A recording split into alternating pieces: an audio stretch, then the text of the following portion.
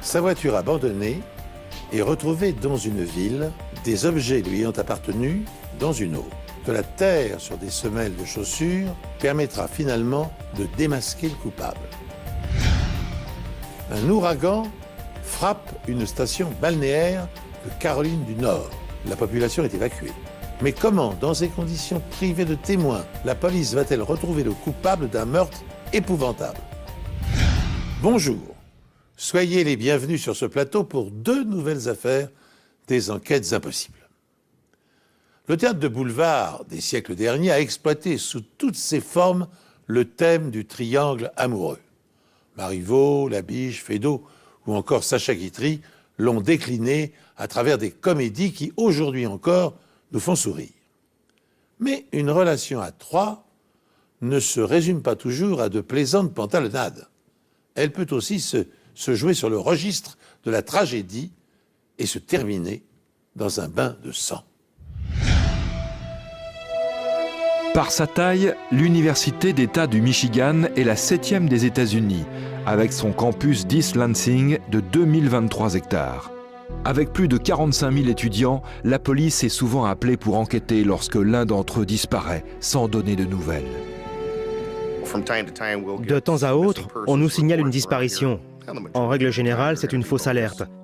À cet âge-là, on part souvent en vadrouille à plusieurs et il arrive souvent qu'on ne donne pas de nouvelles à ses parents.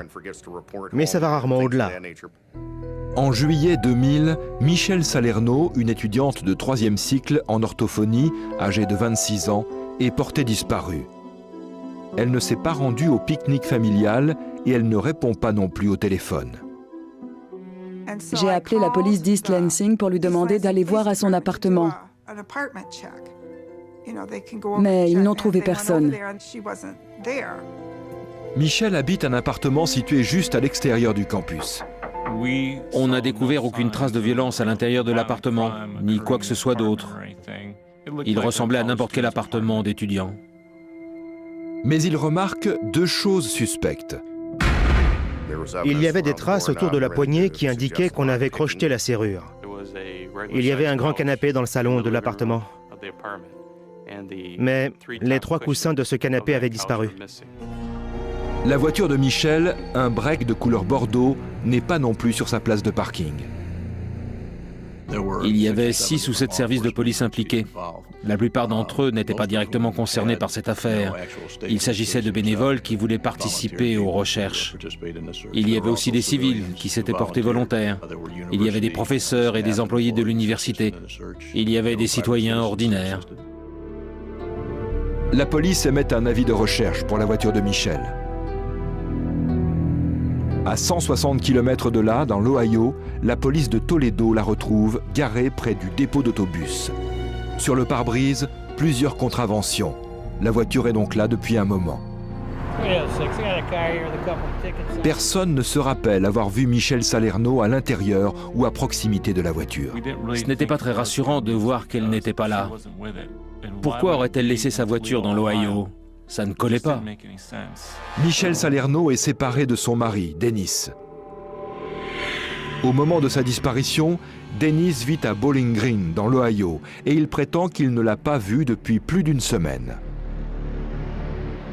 La dernière personne connue à avoir vu Michelle en vie est son voisin, Jason. Il déclare à la police qu'elle l'a aidé à livrer des journaux quelques jours plus tôt. Depuis peu, elle distribuait un journal local pour gagner un peu plus d'argent.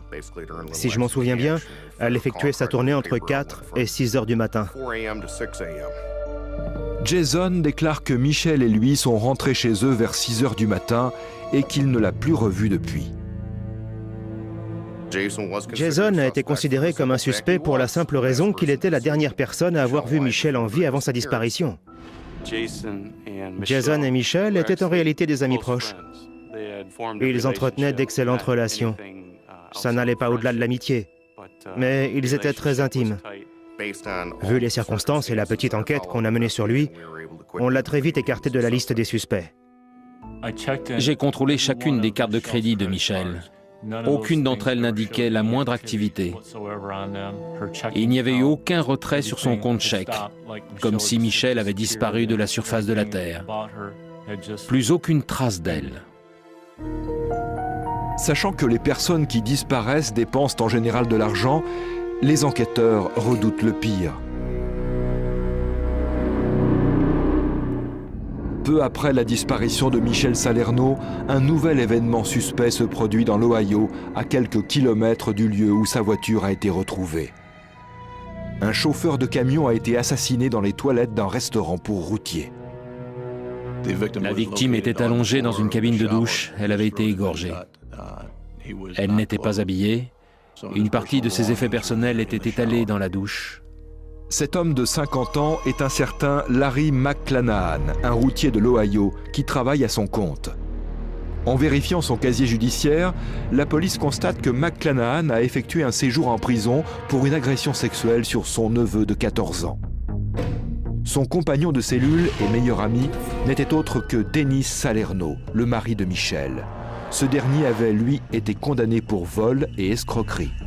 Après sa sortie de prison, Salerno est allé vivre chez les McClanahan pendant un certain temps. Ils avaient donc d'excellents rapports. McClanahan a ouvert sa porte à Dennis et il l'a hébergé. On a également appris que Larry partageait sa femme avec Dennis. L'ex-femme de McClanahan nous a informé qu'ils formaient un ménage à trois. Nous l'avons vu.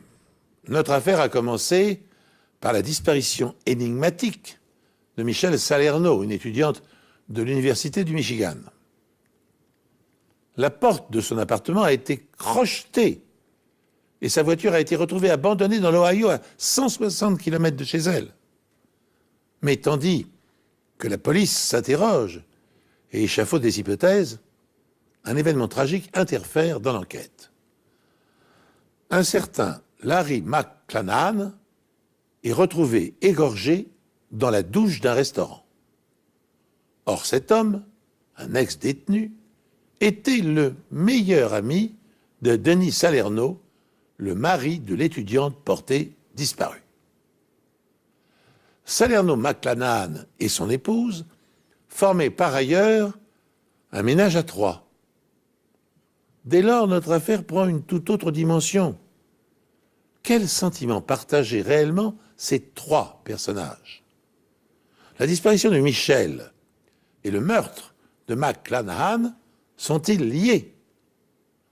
En analysant les enregistrements des caméras de vidéosurveillance du restaurant dans lequel le second meurtre s'est déroulé, les policiers ne sont pas au bout de leur surprise. Les caméras de sécurité du restaurant montrent McClanahan marchant vers la salle des douches avec un autre homme portant une grosse sacoche noire. Une demi-heure plus tard, l'homme à la sacoche repart sans McClanahan. Pour la police, cet homme ressemble fortement à Dennis Salerno. Sur une autre vidéo, on voyait Salerno entrer dans un entrepôt fermé et sécurisé. Là, les images ne laissent aucun doute. Tu as tué Larry? Pourquoi je l'aurais tué? Lorsque la police interpelle Salerno et l'interroge, il nie tout en bloc. Mais au bout de quelques heures, il change de version. Il déclare que McClanahan l'a appelé quelques jours plus tôt pour lui proposer de le retrouver dans le restaurant pour routiers. Salerno déclare qu'une fois sur place, McClanahan lui a avoué qu'il s'était occupé de sa femme Michel. Il savait que Dennis avait des problèmes conjugaux. Il lui a demandé ce qu'il voulait dire par là. McClanahan a répondu « Je me suis occupé de ta femme ». Et il lui a dit « Je me suis occupé de ton problème. Maintenant, viens ici, déshabille-toi et rejoins-moi dans la douche. » Salerno prétend que McClanahan ne tolérait pas le moindre refus et qu'il a eu peur de se faire violer. Dennis nous a dit qu'il avait paniqué, qu'il s'était penché et avait saisi un couteau. Il s'en est ensuite servi pour repousser McClanahan et l'a poignardé au cou. Je pense qu'il essayait, pardonnez-moi l'expression, de faire d'une pierre deux coups. Il essayait de faire porter la responsabilité du meurtre de Michel à McClanahan, tout en expliquant le meurtre de McClanahan par un simple geste d'autodéfense. Mais les enquêteurs restent sceptiques. Pour commencer, les éléments matériels contredisent la version des faits de Salerno. On a découvert plus tard que la gorge de McClanahan était entaillée d'un bout à l'autre et qu'il avait pratiquement été décapité. Il apparaît clairement que McClanahan n'était aucunement en train d'agresser Salerno. Il avait été égorgé par derrière, il présentait des blessures défensives sur les bras, sans doute pour se protéger des coups de couteau. En fait, tout contredisait la version de Salerno. D'autre part, et de son propre aveu, Salerno n'a demandé aucun détail concernant le meurtre de Michel. J'ai demandé à Dennis s'il avait cherché à savoir ce qu'il avait fait à Michel, de quelle manière il l'avait tuée, où elle se trouvait. Dennis ne lui avait rien demandé de tout ça. T'es pas idiot, tu sais très bien pourquoi on t'en parle. Tu es le seul à pouvoir nous montrer où elle est. Comment vous voulez que je fasse? Je vous dis que j'ai aucune idée d'où elle se trouve. Je vous ai dit tout ce que je savais. Je vous ai donné tous les noms de ses amis. Dennis, est-ce que c'est toi qui lui as fait du mal? C'était peut-être un accident? Non? C'est pas ce que j'attends comme réponse. L'enquêteur Vincent et moi avons confié l'enregistrement de Dennis au profileur de la police de l'État du Michigan. Ils ont conclu que s'il était bien l'auteur du meurtre de Michel, il l'avait très probablement enterré dans un lieu que tous les deux connaissaient. Si Salerno reconnaît avoir tué McClanahan, il nie toute implication dans le meurtre de Michel. Les enquêteurs doivent donc s'appuyer sur la médecine légale pour découvrir la vérité. Michel Salerno, une étudiante de 3e cycle, a disparu et est présumée morte. Je viens ici pour savoir si vous avez trouvé quelque chose et vous m'accusez de tout un tas de trucs. Son mari, Dennis, raconte aux policiers que son meilleur ami, Larry McClanahan, l'a assassiné. Une accusation sans fondement, selon les policiers. On a enquêté et on n'a jamais trouvé le moindre élément indiquant que McClanahan avait quelque chose à voir dans le meurtre ou la disparition de Michel. Curieusement, la police a retrouvé la voiture de Michel abandonnée à seulement 16 km du restaurant de routier où Salerno a tué McClanahan. À l'intérieur de la voiture de Michel, les enquêteurs ont aussi découvert une empreinte de Dennis Salerno sur la vitre du côté passager. Or, Michel ne possédait cette voiture que depuis leur séparation. Son père lui avait donné cette voiture depuis peu de temps. Par conséquent, rien ne pouvait expliquer la présence de l'empreinte de Dennis sur cette vitre. Les enquêteurs inspectent ensuite les effets personnels de Salerno. Dennis avait 2 entrepôts, un à DeWitt dans le Michigan et l'autre dans l'Ohio. Dans ces 2 locaux, il entreposait un peu tout et n'importe quoi. Il conservait tout ce qui lui appartenait ou qui lui avait appartenu. La police découvre des ordinateurs, des images pornographiques, du matériel de crochetage et une lettre de Michel adressée à un tribunal. On a trouvé de nombreux documents relatifs à une demande d'ordonnance de protection auprès du tribunal remplie par Michel, et que Dennis ne pouvait absolument pas avoir en sa possession, à moins d'être entré dans son appartement et de l'avoir emporté. Je vous écris pour vous demander de m'accorder une protection contre mon mari. J'ai peur pour ma sécurité, car durant notre mariage, il m'a maltraitée, aussi bien physiquement que psychologiquement. Les enquêteurs envoient la lettre à l'expert en criminalistique Greg Michaud, qui l'asperge de ninhydrine. La ninhydrine est un composé chimique qui réagit au contact des acides aminés présents dans une empreinte digitale. Lorsque la ninhydrine réagit, les empreintes deviennent visibles et prennent une teinte violette.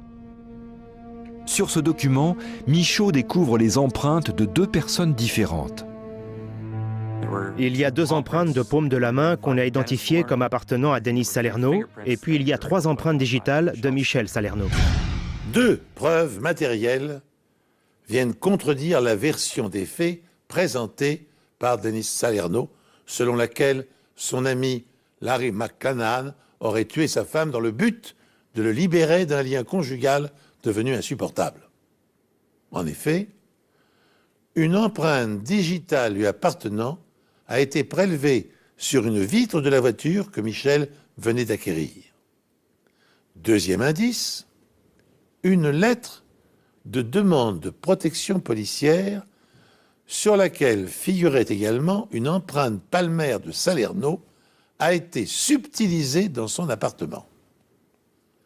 Ces indices prouvent que Dennis Salerno s'est introduit frauduleusement dans l'appartement et la voiture de son épouse, et peu de temps avant sa disparition.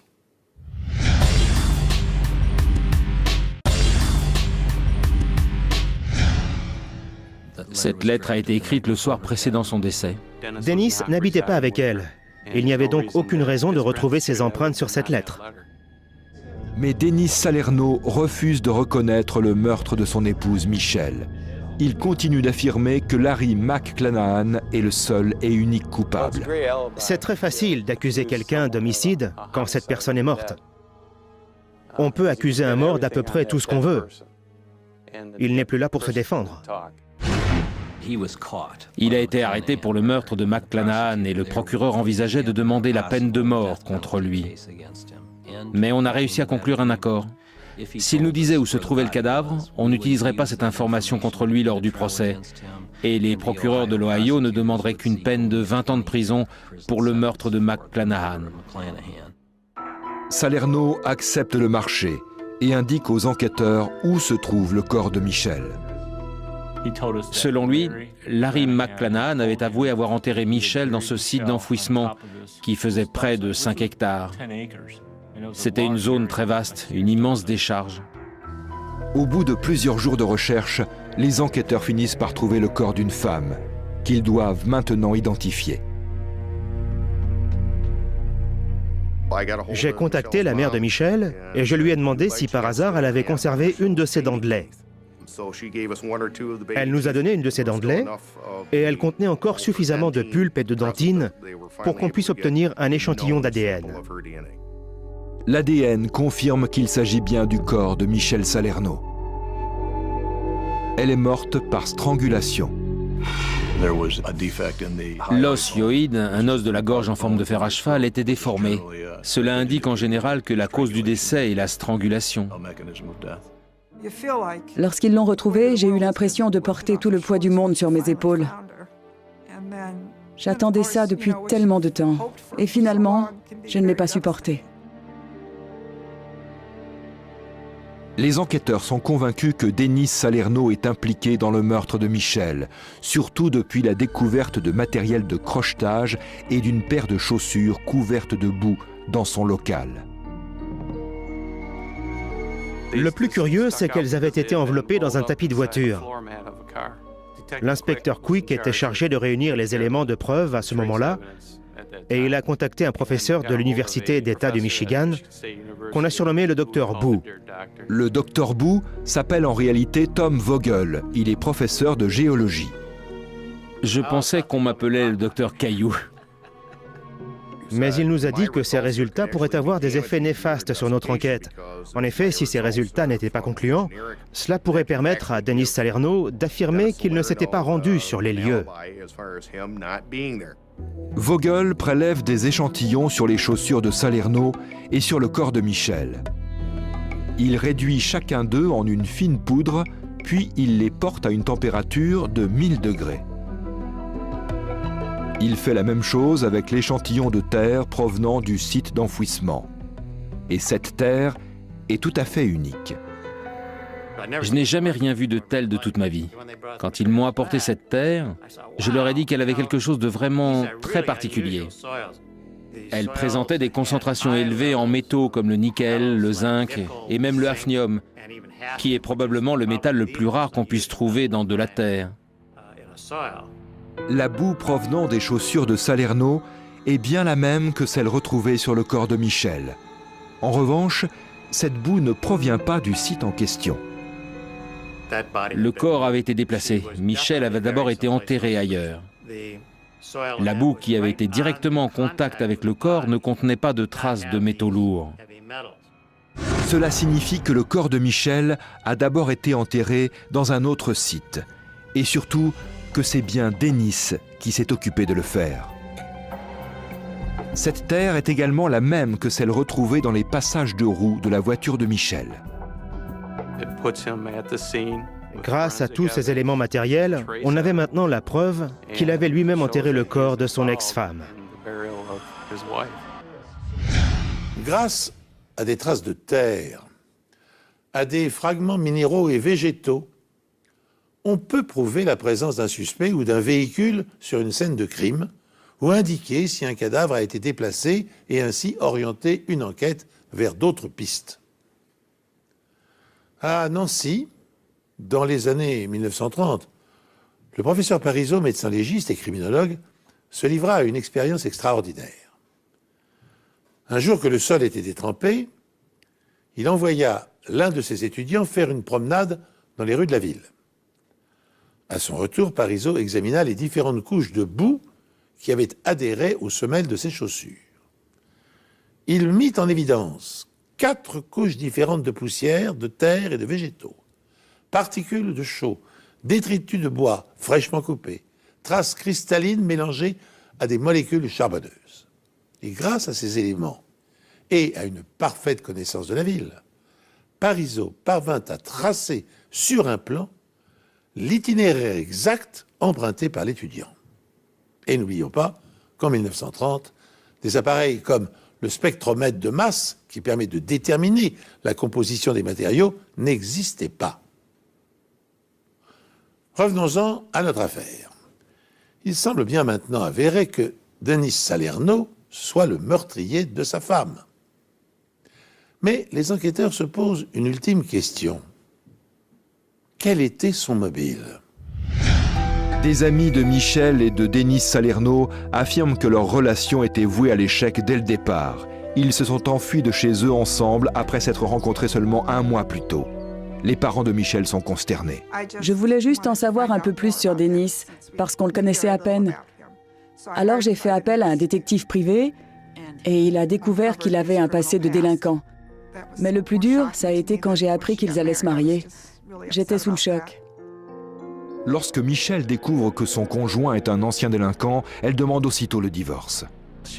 Elle a découvert qu'il était homosexuel. Elle a aussi découvert qu'il avait fait de la prison. Ils ont eu plusieurs disputes, au cours desquelles l'un des deux à chaque fois était blessé. Même si Denis et Michel vivaient séparément, Michel craignait pour sa sécurité. Les experts en criminalistique montrent que Denis est entré dans l'appartement de Michel pendant qu'elle était à son travail, sans doute pour récupérer des objets personnels. Il a alors découvert la demande d'ordonnance de protection qu'elle souhaitait déposer contre lui. Il est fou de rage.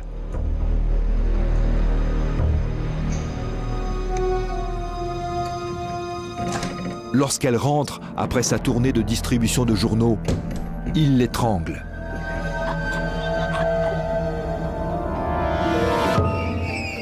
Malgré tout, personne ne sait comment ensuite il parvient à sortir le corps pour l'installer dans la voiture, ni où il l'a enterré la première fois.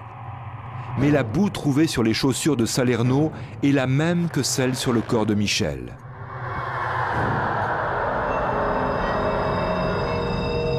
Par la suite, il a déterré le corps pour l'amener sur un site d'enfouissement dans l'Ohio. Puis il a abandonné la voiture de Michel, mais a laissé ses empreintes digitales sur la vitre. Pour brouiller les pistes, Salerno doit maintenant trouver quelqu'un susceptible d'endosser le meurtre de Michel. Et quel meilleur choix que son ancien compagnon de cellule, Larry McClanahan. Il l'attire dans le restaurant de routier et lui tranche la gorge.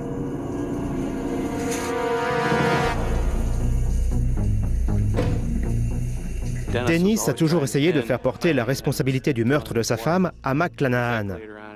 Mais on a par la suite découvert qu'il savait exactement où Michel était enterré. Et les chaussures qui ont été retrouvées dans le local de Denis, des chaussures qui lui appartenaient, étaient couvertes de boue. Cette boue était la même que celle trouvée sur le corps de Michel. Denis Salerno plaide coupable pour le meurtre de Larry McClanahan, mais pas pour celui de Michel. Il est cependant reconnu coupable dans les 2 affaires et condamné 2 fois à perpétuité, sans possibilité de remise de peine. Il n'était pas nécessaire de trouver le mobile. Il suffisait de prouver la cause de la mort et que Denis Salerno était bien le coupable. De toute façon, prises dans leur ensemble, les preuves étaient trop accablantes. Les experts ont démontré que Salerno s'était emparé des dossiers relatifs à la demande de protection de Michel. Mais l'élément le plus surprenant est celui de nature géologique. L'élément qui le liait au meurtre était la terre. Les caractéristiques inhabituelles de cette terre, comme l'ont décrit les scientifiques qui ont travaillé sur cette affaire.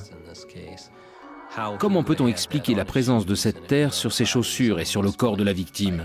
Il n'y avait aucun doute, c'était lui qui l'avait enterré. Sans ces échantillons de terre, on n'aurait jamais pu prouver que Dennis était l'auteur de ce crime. En effet, ces échantillons, qu'il n'a pas pu contester, avaient été prélevés sur ses chaussures, et c'était notre élément principal. Quand j'ai compris qu'il allait être condamné à la prison à vie, sans possibilité de remise de peine, j'ai remercié Dieu. Grâce au ciel, justice a été faite.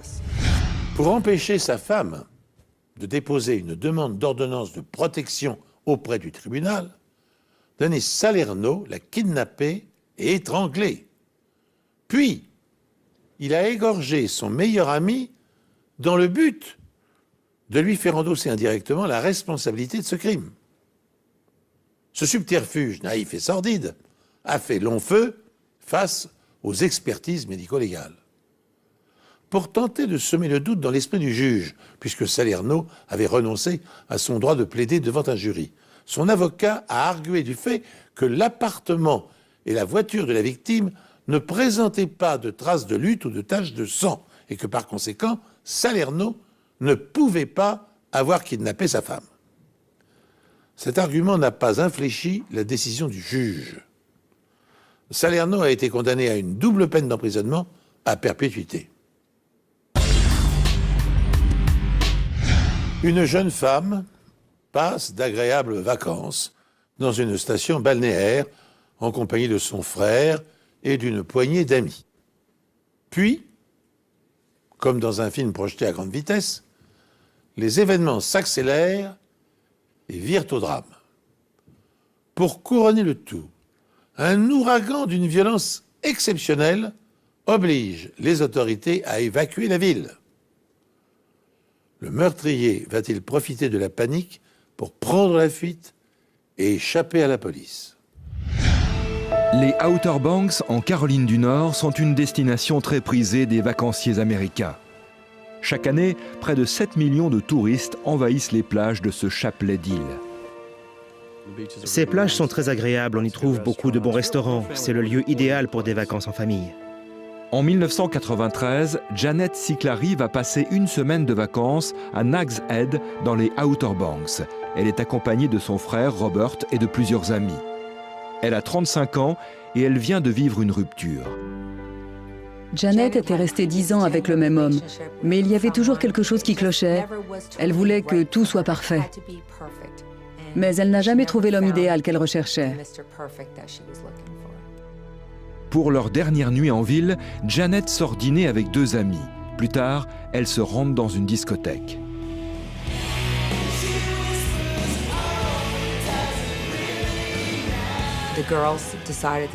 Les filles ont décidé de rentrer. Elles étaient fatiguées, elles voulaient préparer leur bagage. Janet, elle, s'amusait encore. Elles lui ont laissé la voiture, puisqu'elle restait toute seule. C'était plus prudent qu'elle la prenne. Elle pouvait rentrer à pied, puisqu'elles étaient 2.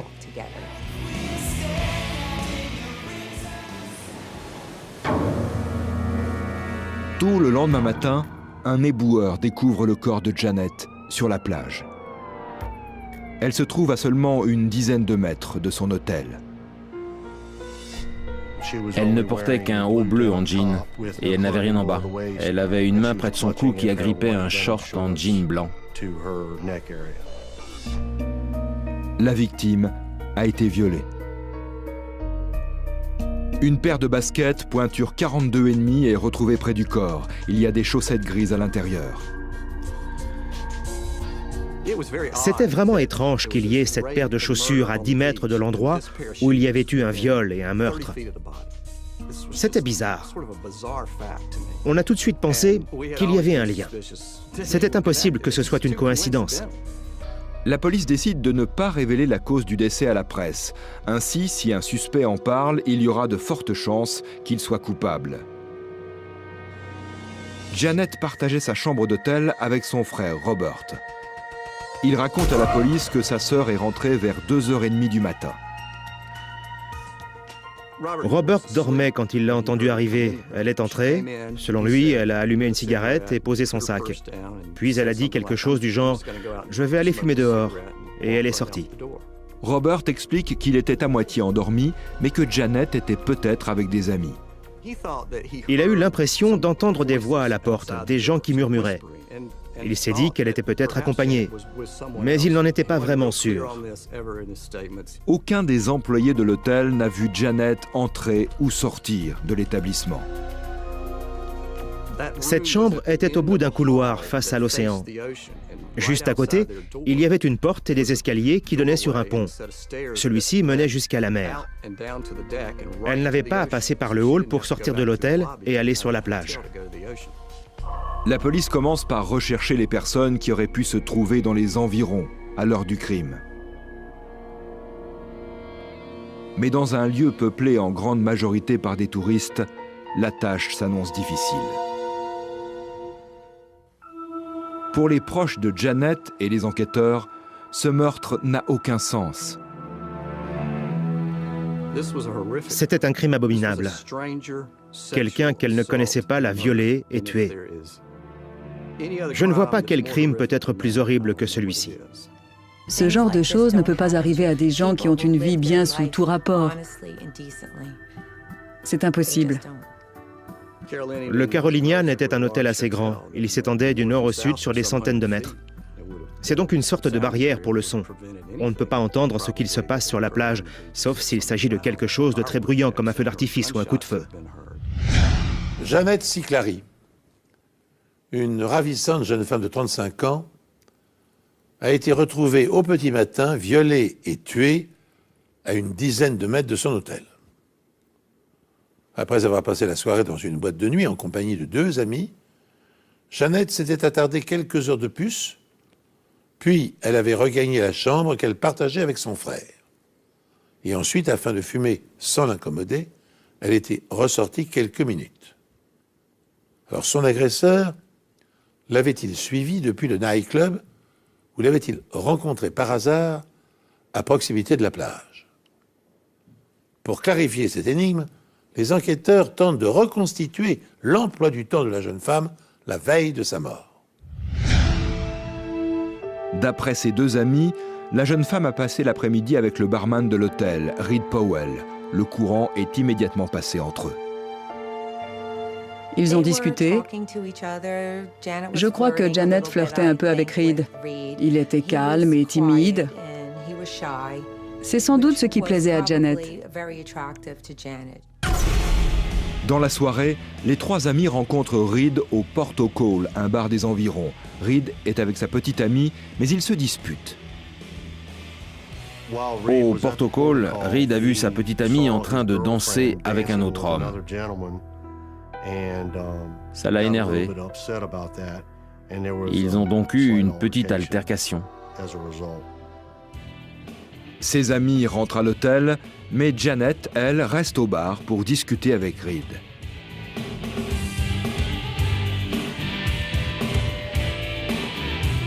Il quitte le bar à la fermeture vers 2 heures du matin. Il a dit qu'il allait prendre un taxi.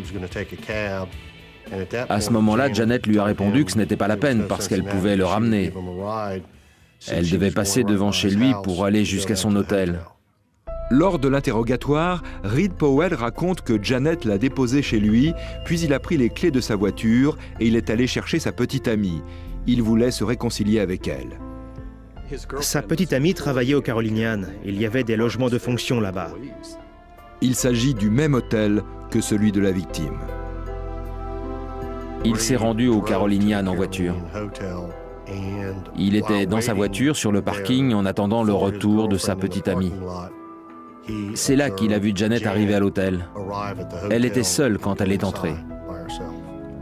Il explique qu'il n'a pas parlé avec la jeune femme à ce moment-là. Il a vu sa petite amie lorsqu'elle est rentrée. Ils se sont disputés et il a fini par lui mettre une gifle.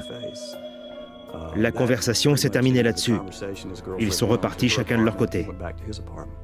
Les enquêteurs lui demandent ce qu'il a fait en attendant sa petite amie. Sa réponse éveille leurs soupçons. Il avait faim, alors il avait apporté un couteau et un saucisson. Il est resté assis dans sa voiture à attendre le retour de sa petite amie. C'est une déclaration capitale qui peut l'impliquer dans le meurtre de Janet Siclari. La victime a été poignardée sur la plage cette nuit-là. mais la police n'a pas divulgué cette information au public. Sans réaliser la portée de sa déclaration, Reed Powell vient de dire qu'il était à une dizaine de mètres de la scène de crime avec un couteau dans la main. Reed Powell est devenu le suspect numéro 1 dans cette affaire. La façon dont ils se sont comportés ensemble indiquait qu'il y avait plus que de l'amitié entre eux, qu'il y avait une attirance. Cela a éveillé nos soupçons. C'est pour ça qu'on a décidé de s'intéresser un peu plus à lui. L'enquête sur le meurtre de Janet Siclari a commencé depuis à peine un jour, lorsque les conditions météorologiques deviennent catastrophiques. L'ouragan Emily, une tempête de catégorie 3, s'abat sur les côtes de Caroline du Nord. Sur toute l'île, c'était le branle-bas de combat. L'évacuation avait été ordonnée à cause de l'ouragan. Il a fait beaucoup de dégâts. Nous avons perdu la scène de crime. Nous avions aussi peur de perdre les témoins. 80 000 personnes sont évacuées, mais le suspect numéro 1, Reed Powell, reste en ville. Pour nous, il n'y avait qu'une personne qui pouvait être suspectée, c'était Reed. C'était le seul à qui nous avions beaucoup parlé. Il s'est intégré à notre cercle d'amis. La pluie est souvent le cauchemar des spécialistes de scènes de crime, car elle efface les indices, brouille les empreintes et peut, le cas échéant, dissoudre les traces biologiques contenant de l'ADN. Mais dans l'affaire qui nous concerne, il ne s'agit pas d'une simple averse. Un ouragan s'est abattu sur les côtes de la Caroline du Nord. Ces cyclones tropicaux d'une extrême violence sont capables d'arracher arbres, toitures, de soulever des vagues gigantesques et de causer des dégâts considérables. Autre conséquence dramatique sur notre enquête. Par mesure de précaution, plus de 80 000 touristes ont été évacués de la station balnéaire. Si le meurtrier de Janet Siclari se trouvait parmi eux, les policiers n'auront plus aucune chance de l'appréhender. Alors pour l'instant, ils n'ont d'autre choix que de concentrer leur investigation sur le seul suspect qu'ils peuvent interroger, Reed Powell, le barman de l'hôtel avec qui Janet avait sympathisé.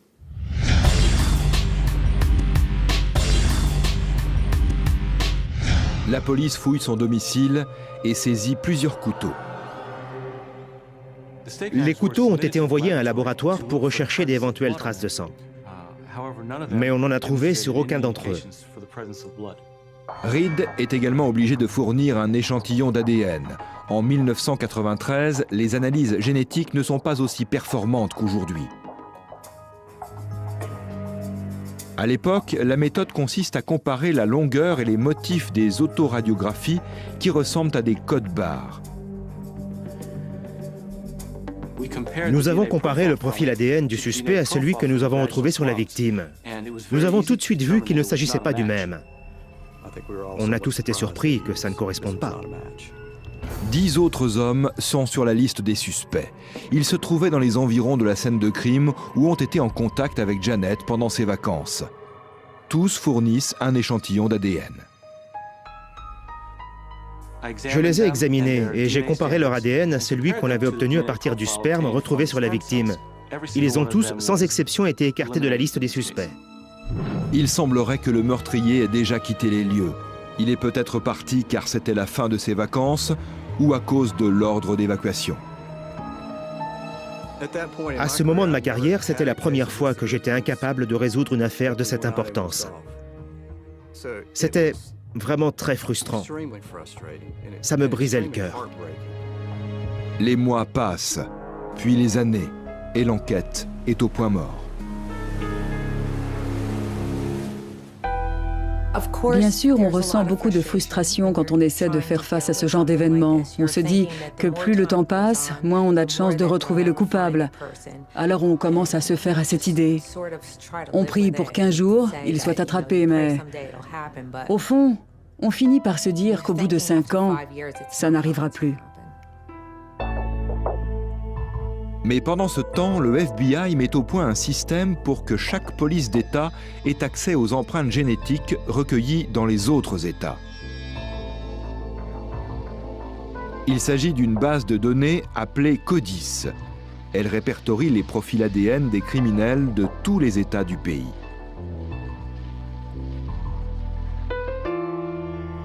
Ainsi, en 1997, près de 5 ans après le meurtre de Janet Cicclari, les autorités de Caroline du Nord entrent le profil ADN du meurtrier dans la base de données du FBI. Et ils trouvent une correspondance. Il s'agit de l'ADN d'un homme vivant en Caroline du Nord, à 1 heure du lieu du meurtre. C'était la première fois qu'on obtenait un résultat pour une affaire non résolue, pour un homicide où il n'y avait aucun suspect. Ce n'était encore jamais arrivé dans notre État. Afin d'être en mesure de comparer rapidement les profils génétiques de délinquants aux indices ADN recueillis sur les scènes de crime, des banques de données informatisées offrent aux enquêteurs des centaines de milliers de références. Dans notre affaire, l'enquête concernant le meurtre de Janet Cicclari est au point mort depuis 5 ans.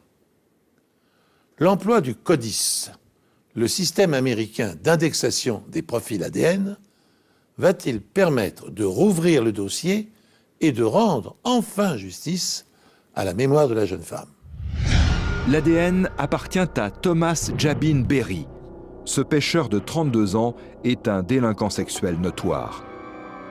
L'homme a notamment été condamné pour une agression sur une adolescente âgée de 12 ans. Berry affirme qu'il est innocent.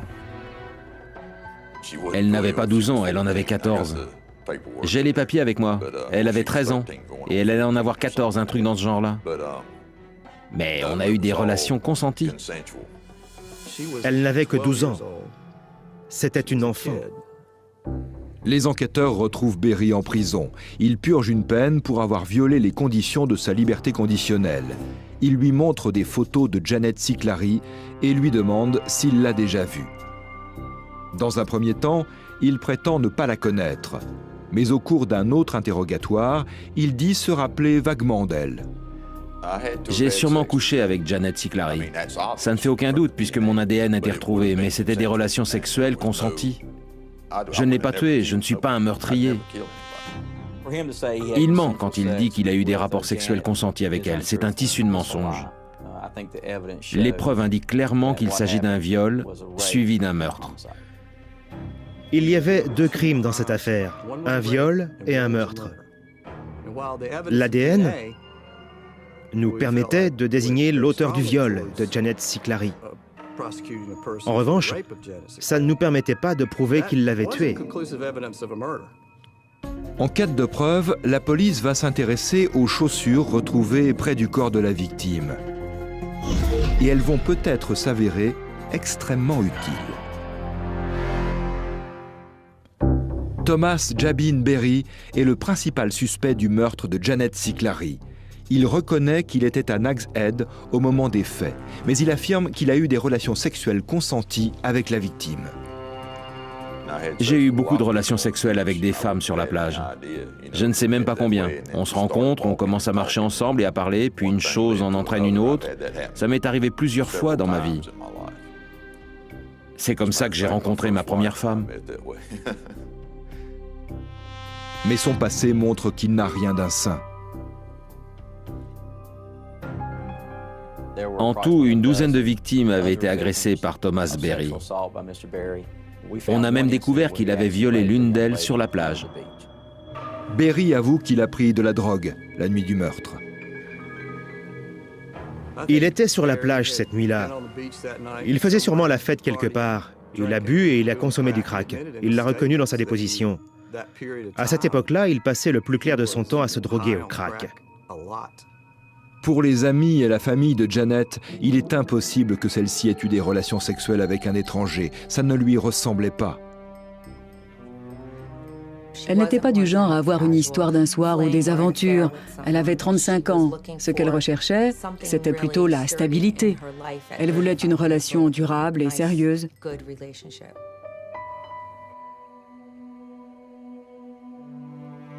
Pour convaincre un jury, les enquêteurs doivent disposer d'autres éléments qui relieraient Thomas Berry à la scène de crime. Ils décident alors d'examiner la seule autre preuve dont ils disposent, la paire de baskets.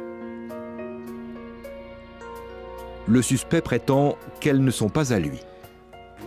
Il n'y avait qu'une façon de vérifier qu'il s'agissait bien des siennes. Nous nous sommes adressés à quelqu'un qui est capable de relever des empreintes dans une chaussure, un peu comme pour une empreinte digitale. Les enquêteurs contactent Robert Kennedy, expert médico-légal auprès de la police montée canadienne. Il est réputé mondialement pour utiliser les empreintes de pieds comme preuve, en particulier celles qu'il relève dans les chaussures. J'ai commencé à travailler sur les empreintes de pieds en 1989. Un tueur en série sévissait dans le Nouveau-Brunswick, au Canada. On voulait savoir si l'empreinte du pied du suspect correspondait à celle qu'il y avait à l'intérieur de la chaussure. Kennedy décide alors de créer une base de données regroupant ces empreintes. Il étudie en détail la façon dont elles sont laissées. Quand quelqu'un porte une paire de chaussures, le pied dégage une quantité importante de chaleur et il transpire. La partie du pied qui supporte notre poids va laisser des marques sur la semelle de la chaussure. Avec ces marques, on aura aussi de la transpiration et des traces noires à l'intérieur de la chaussure. Chaque individu laisse des traces différentes. Il est ainsi possible d'établir une base de données pour les comparer. Kennedy relève les empreintes de pied de Thomas Berry avec de l'encre. Puis il découpe la semelle intérieure des chaussures récupérées sur la scène de crime. Il les photographie. Les images sont superposées pour être comparées. Il n'y avait aucune différence entre la trace laissée par Thomas Berry et celle qui était à l'intérieur de la basket. J'en suis donc arrivé à la conclusion que c'était bel et bien lui qui avait porté ces chaussures. Le procureur est désormais en mesure d'affirmer que le suspect était sur la scène de crime. Nous avons toujours été convaincus qu'il y avait un lien entre ces chaussures et le meurtre. On savait que cela nous conduirait à notre suspect. Le soir du meurtre, Janet a raccompagné Reed Powell chez lui, puis elle est rentrée à son hôtel. Il semble que son frère se soit trompé lorsqu'il déclare avoir entendu des voix venant du couloir. Janet ressort pour fumer une cigarette. Malheureusement, sa route croise celle de Thomas Jabin Berry. L'homme a déjà commis plusieurs viols et ce soir-là, il est sous l'emprise de la drogue. Il utilise un couteau pour la forcer à avoir des relations sexuelles. Ensuite, il la poignarde pour qu'elle ne puisse pas l'identifier. Apparemment, il décide de laisser ses chaussures sur la plage pour que les enquêteurs ne puissent pas suivre ses traces de pas jusqu'à la maison de sa tante. Celle-ci vit près de l'hôtel et c'est là qu'il aurait passé la nuit. Au final, Thomas Jabin Berry s'est jeté dans la gueule du loup. S'il n'avait pas enfreint les conditions de sa liberté conditionnelle, nous n'aurions jamais eu son échantillon d'ADN. Au cours du procès, le procureur apprend un fait étonnant. Il était de retour dans sa cellule pendant le procès et il a dit à un gardien qu'il ne serait pas condamné à mort. Alors le gardien lui a demandé comment il le savait. Il a répondu qu'une femme parmi les jurés était une amie de sa mère et qu'elle l'avait vu grandir. Le jury reconnaît Thomas Berry coupable de viol et de meurtre. Il est condamné à la prison à vie sans possibilité de remise de peine.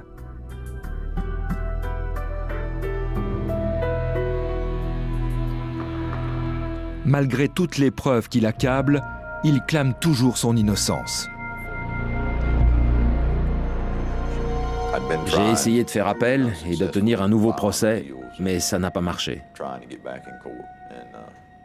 Je me suis dit que cette émission pourrait m'aider. Ça attirera peut-être l'attention sur mon dossier.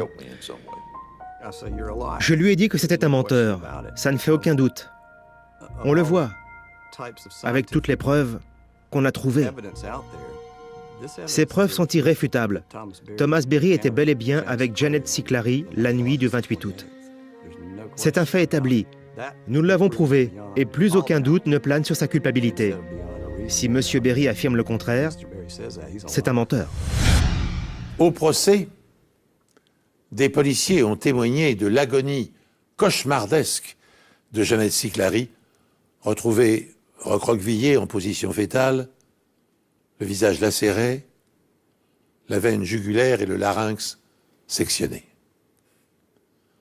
Selon le médecin légiste, Jeannette serait restée consciente quelques minutes. Elle aurait essayé de ramper sur le sable en direction de l'hôtel dans l'espoir d'y trouver de l'aide. Puis, après s'être vidée de tout son sang, elle aurait succombé à ses blessures.